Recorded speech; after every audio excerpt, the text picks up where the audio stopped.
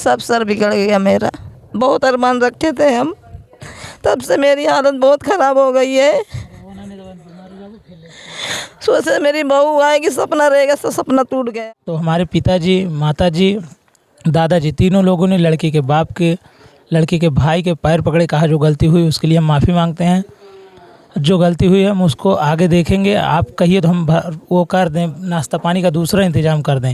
लेकिन उन्होंने कहा कि नहीं, अब ऐसा कुछ नहीं हो सकता, शादी नहीं हो सकती। आप देख सकते हैं कि ये दूल्हे हैं और दूल्हे के हाथ में अभी मेहंदी लगी है। दोनों हाथ आगे करिए।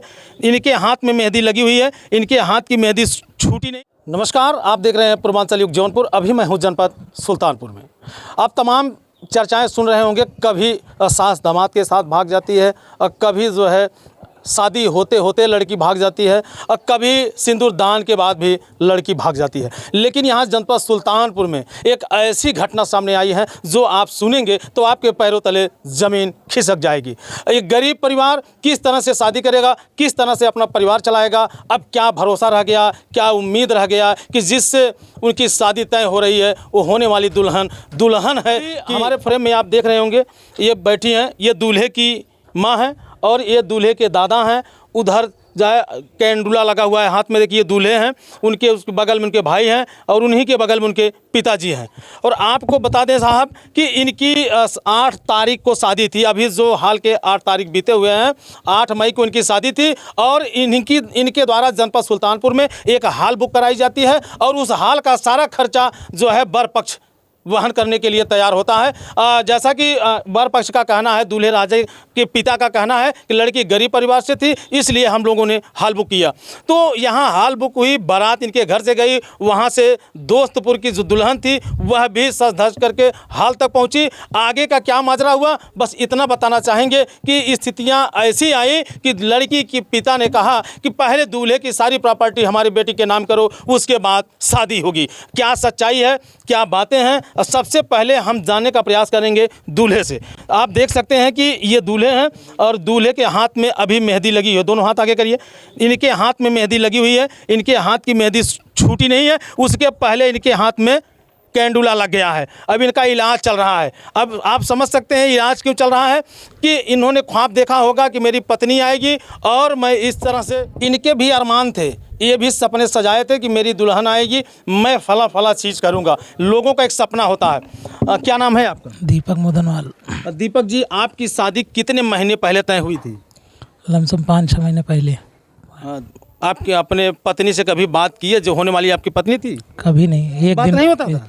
एक दिन खाली बात हुई थी बस। कितने दिन पहले शादी तय हुई थी? 5 महीने पहले 16 फरवरी को एंगेजमेंट थी। तो एंगेजमेंट के बाद भी बात नहीं होती थी? एक बार एंगेजमेंट के बाद एक बार बात हुई है बस। तो वो आपसे बात नहीं करती थी तो आप समझ नहीं पाते थे कि ये ऐसा क्यों कर रही है? ऐसा कुछ नहीं लगा। ये हुआ कि बहुत लोग जैसे शर्माते हैं, या हम खुद भी बात नहीं करते थे क्योंकि हम। तो दीपक भाई, कैसे तब फिर आप शादी के बंधन में बंधने के लिए तैयार हो गए, जब उसके विषय में आप अच्छी तरह से सब कुछ जाने ही नहीं? तो सब एक जैसे थोड़ी होते हैं, अब ये नहीं पता था हमें। हम तो सोचे 4 रोज बाद घर आ जाएंगे। बहुत लड़कियां शर्माती हैं, ये वो बहुत वो बात थी, लेकिन हम वो क्या बताएं। अच्छा, जब आप वहाँ बारात लेके पहुँचे मैरिज हॉल में, उसके बाद का क्या नज़ारा था?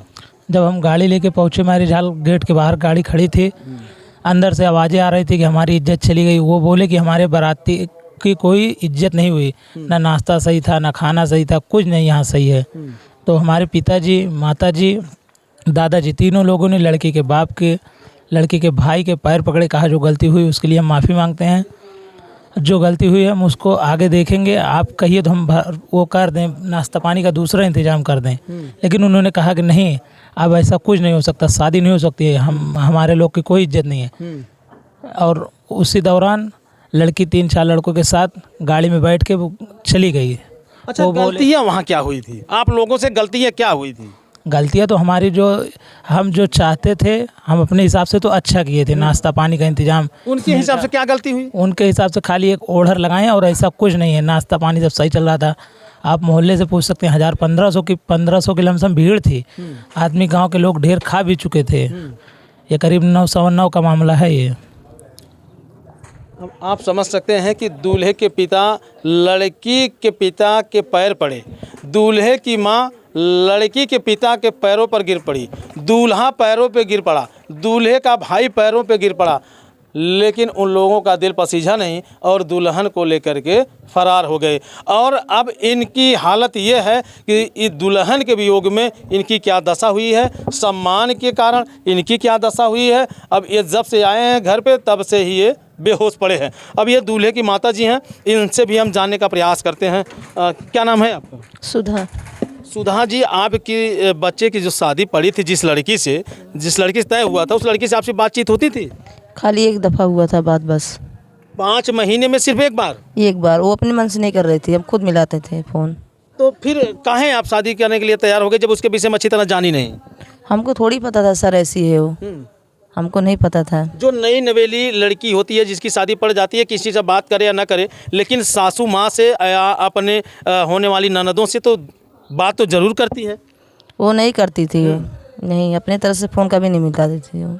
अच्छा, यहाँ जब आप पहुँची मैरिज हॉल में तो क्या कुछ नज़ारा वहाँ का था, क्या कैसे बात बिगड़ी?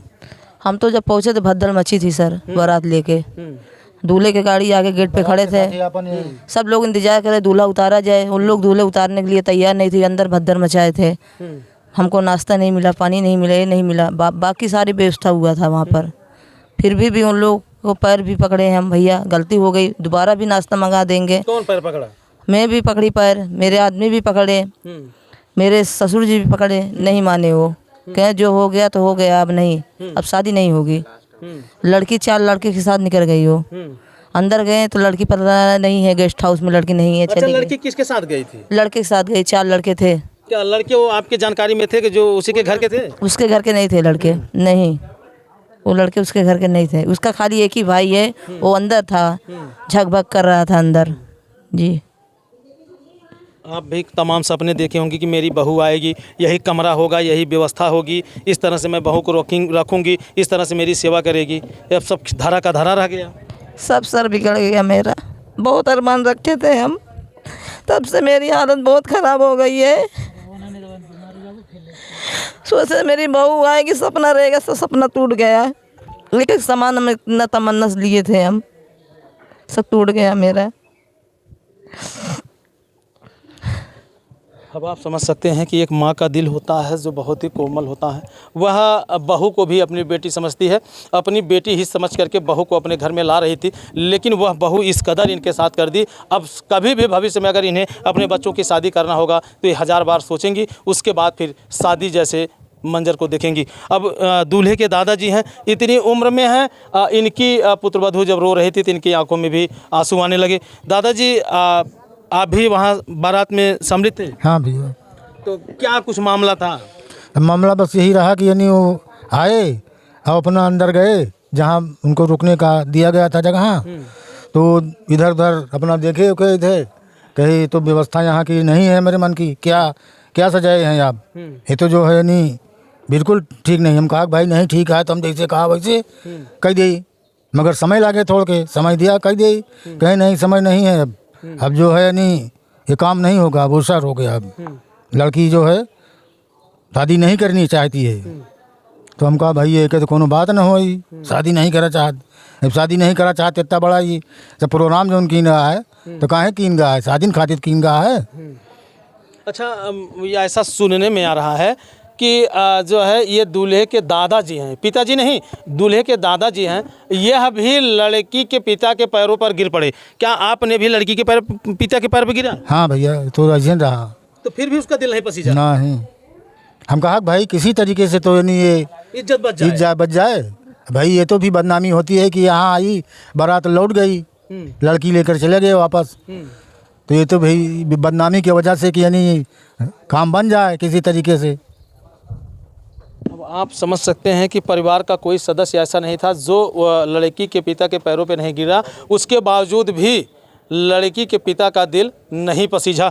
अब आखिर क्या मामला था कि क्यों लड़की का पिता एक लड़के के दादा, माँ, पिता, भाई, बहन, सारे लोगों के रिश्तों को तार तार कर दिया और उनके जो है इज्जत को तार तार कर दिया। दूल्हे के छोटे भाई हैं, क्या नाम है आपका? नितिन नाम है सर, नितिन मोदनवार। नितिन, आप भी तमाम सपने सजाए होंगे कि मेरी भाभी आएगी घर में, तमाम हंसी मजाक करेंगे, ऐसी ऐसी बातें होंगी, तो सब धरा का धरा रह गया। जी सर।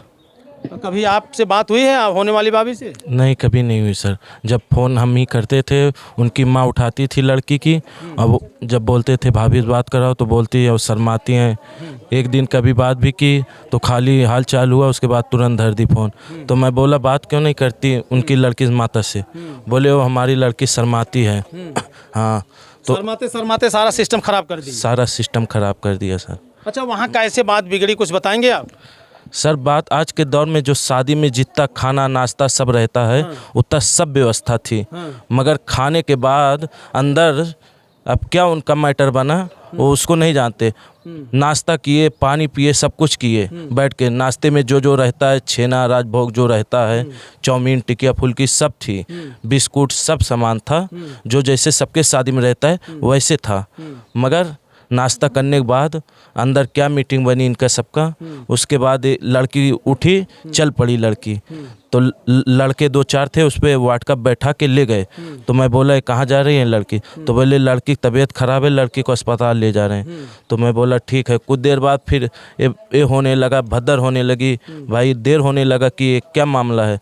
तो बोले कि नाश्ता तुम नहीं कराए मेरे ढंग के, ये है वो झूठे झूठ कि नाश्ता नहीं है, खाना नहीं है, और सब व्यवस्था था।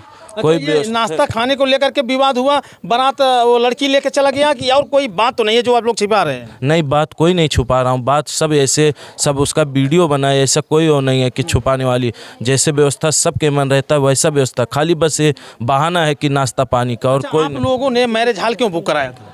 मैरिज हॉल इसलिए कराया था कि आजकल ऐसे चल रहा है तो उनको बुक करना था, मगर वो बोले कि गरीब पार्टी थोड़ा थे कि तो ये हम अपने तरफ से कर दे रहे हैं, कोई वो बात नहीं, वो लड़की लेके आ जाए, यही सब हो जाएगा, ये बात ठीक है। दीपक जो है, आपसे जब आपकी होने वाली पत्नी से बातचीत नहीं होती थी तो कभी अपने दिमाग में ये नहीं फील करते थे कि आखिर हमसे नहीं बात कर रही है, इसके दिमाग की प्रॉपर्टी मेरे नाम कीजिए, फिर मैं आपके घर दुल्हन बन के आऊँगी, ऐसा दुल्हन का भी कहना है, दुल्हन के भाई का भी कहना है, दुल्हन के पिता का भी कहना है। बाकी अब आज के दौर में जो घटनाएं घट रही हैं, कैसे लोग शादियां करेंगे, कैसे लोग लड़कियों के ऊपर विश्वास करेंगे और किस तरह से अब ये समाज चलेगा, कहीं न कहीं अगर देखा जाए तो उत्तर प्रदेश में आए दिन इस तरह से तमाम घटनाएं घट रही हैं, ऐसे समाज पर बुरा असर भी पड़ रहा है।